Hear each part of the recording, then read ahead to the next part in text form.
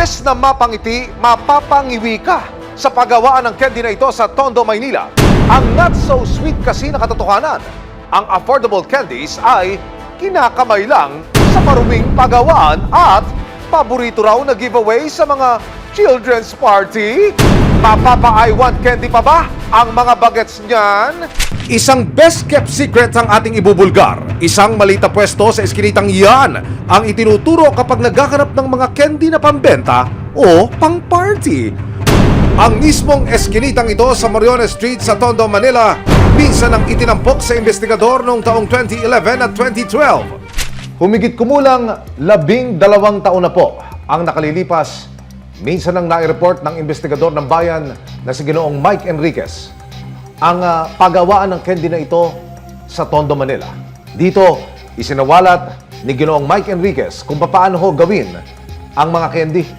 Yung mga batya kung saan po ibinababad, yung mismong kending ginagawa ay nasa ilalim o nasa ibabaw po ng kulungan ng mga manok at nasa ilalim naman ng tuntungan ng mga alagang manok. Nasa batya lang po ang mga content ng candy na ito at doon na mismo inihahalo, isinasampay po yung candy ng mga taong walang suot pang itaas kung saan-saan lang. Nakunan din ho kung paano pagputol-putulin yung mga candy kapag ito'y tumigas na. Gamit ho yung gunting, nakuha sa camera naku talaga namang kinakalawang na. Ang paggawaang ito ng candy, proven and tested na noon na may mga violation dahil sa kawalan ng permit at bagsak sa sanidad o kalinisan ng lugar. Makalipas ang higit 10 taon na balitaan ng resibo na may mga nag-ooperate na paggawaan ng candy sa parehong eskinita. At ayon sa asset na tinawag naming si Crystal, sa halip na natuto sa pagkakamali ng mga paggawaan noon, candy kadiri pa rin daw. Oh no! Yung iskinita kasi napakaliit. Tapos tabing ilog. Mayroong tindahan na napagtanungan ko kung saan yung paggawaan ng candy. Sabi niya yan, hilera lahat yan. Nagsisimula ang paggawa ng candy na madaling araw sa loob ng isang bahay. Gusto yung pagawaan ng candy. Opo, Bilihan mo.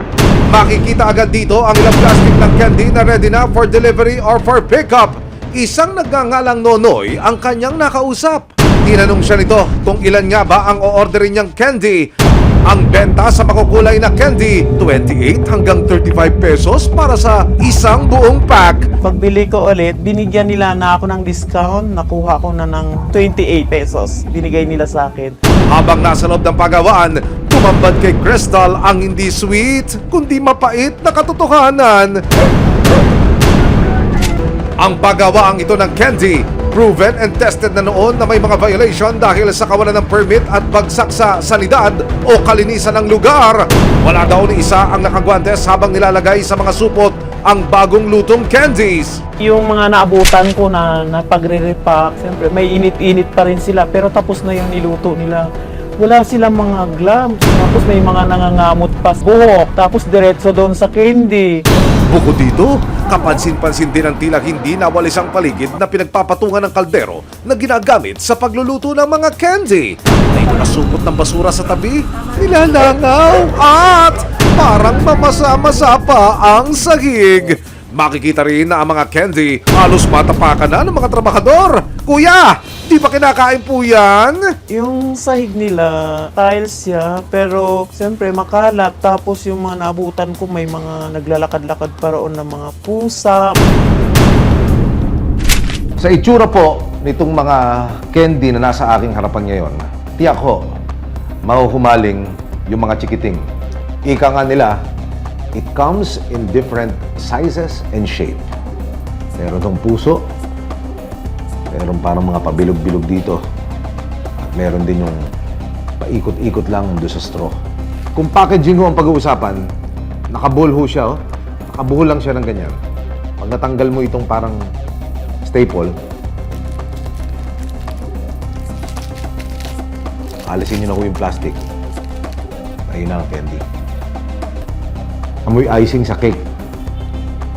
Pero parang may naamoy ho akong sobra ho ang tamis. Sobra ang sugar. Para ho bang ganon. Maraming salamat sa panonood, mga kapuso. Para masundan ang mga reklamong nasolusyonan ng resibo, mag-subscribe lamang sa GMA Public Affairs YouTube channel.